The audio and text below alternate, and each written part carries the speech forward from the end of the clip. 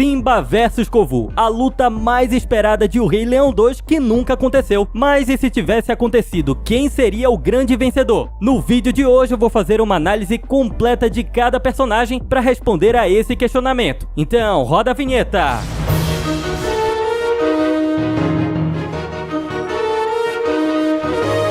Fala aí galera, tudo bem? Eu sou o Gabriel Rodrigues e este é o canal Excursão Nerd.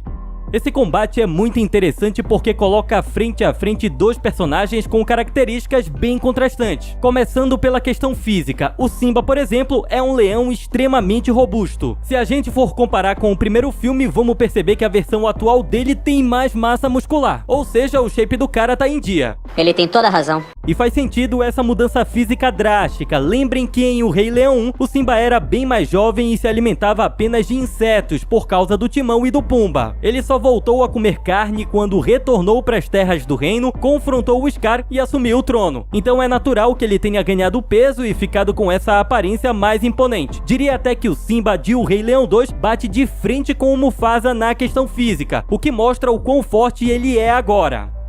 Kovu, por outro lado, possui um corpo bem menos robusto. Não é que ele seja magro, mas em comparação com o Simba, ele fica claramente em desvantagem. E não é pra menos, afinal, nosso amigo viveu toda a sua infância e parte da juventude nas terras do exílio, um local onde os recursos eram bem escassos, conforme apontou Azira no início do segundo filme. Antes de você nos mandar para o exílio, onde temos pouca comida, pouca água. Logo, a gente pode presumir que a alimentação do Kovu era bem precária, mesmo ele tendo todas as regalias lá no exílio por ser o escolhido dos Scar e etc. O Simba, por outro lado, tinha comida em abundância. Mesmo na época da seca, havia opções de sobra. Fica até desleal comparar as duas realidades, então é totalmente justificável toda essa diferença física.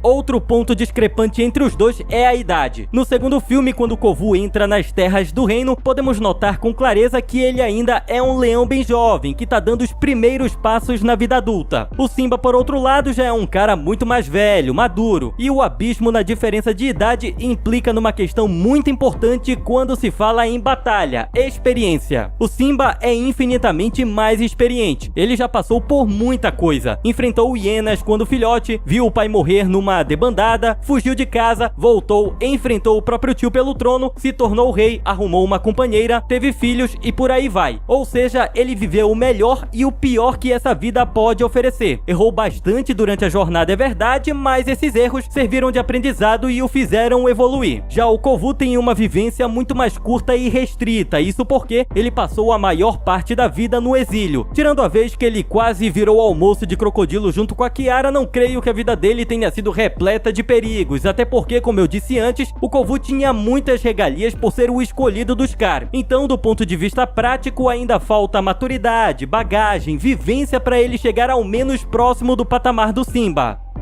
Mas galerinha, existe um quesito onde o Kovu se destaca e que talvez seja determinante para o resultado dessa luta: a preparação. Aqui o nosso amigo leva vantagem, afinal ele treinou a vida inteira para confrontar o Simba e usurpar o trono, e a responsável pelo seu treinamento foi somente Azira, uma das leoas mais fortes do universo de O Rei Leão, se não a mais forte. Então toda a falta de experiência que ele tem por conta da idade pode ter sido compensada pelo menos em parte durante esses anos de preparação com Azira. Isso porque ela possuía experiência de sobra, não somente por ser mais velha que o Simba inclusive, mas também por ser uma lutadora nata. Quando Azira aparece na nossa frente, a gente vê uma leoa forjada pra guerra. Tudo nela representa força, imponência e intimidação. Então é seguro afirmar que o Kovu teve uma baita professora.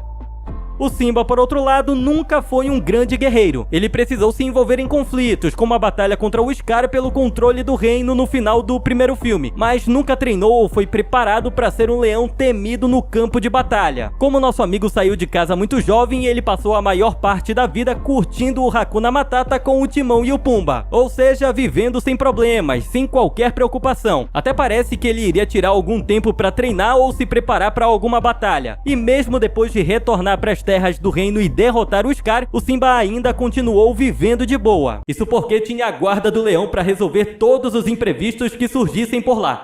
Logo, apesar de ser mais forte e mais experiente, ele possui um nível de preparação bem inferior em relação ao Kovu.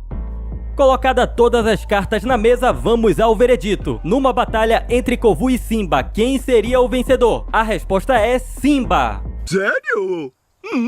Apesar de ter se preparado durante anos para esse combate, a falta de experiência pesaria muito contra o Kovu. Mas não só isso, há outro fator determinante que eu ainda não destaquei, a resistência. No segundo filme, o Simba mostrou uma capacidade de resistência acima do normal. Vocês lembram de quando ele foi emboscado pelos exilados? Pois bem, nessa cena, vários leões o atacaram ao mesmo tempo. Praticamente qualquer um ali no lugar dele teria sucumbido. Mas o Simba foi incrivelmente resistente e conseguiu suportar o ímpeto dos seus agressores. É verdade que após isso ele chegou bastante ferido na Pedra do Rei, quase não conseguindo se levantar, mas a gente precisa entender que ele estava numa desvantagem colossal contra a galera do exílio. E nessa mesma cena da emboscada a gente viu o Kovu ser o total inverso do Simba. Ele foi a nocaute com apenas um golpe dado pela Vitani, saquem só. Não!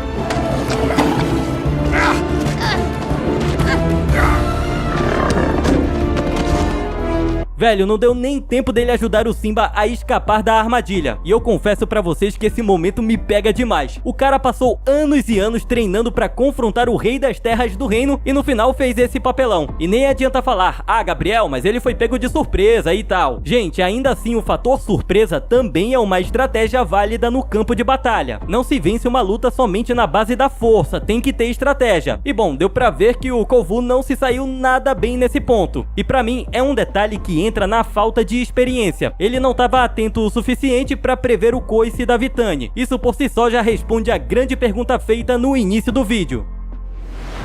Então é isso, galera. Me digam aí se concordam com o resultado da luta, beleza? Até mais!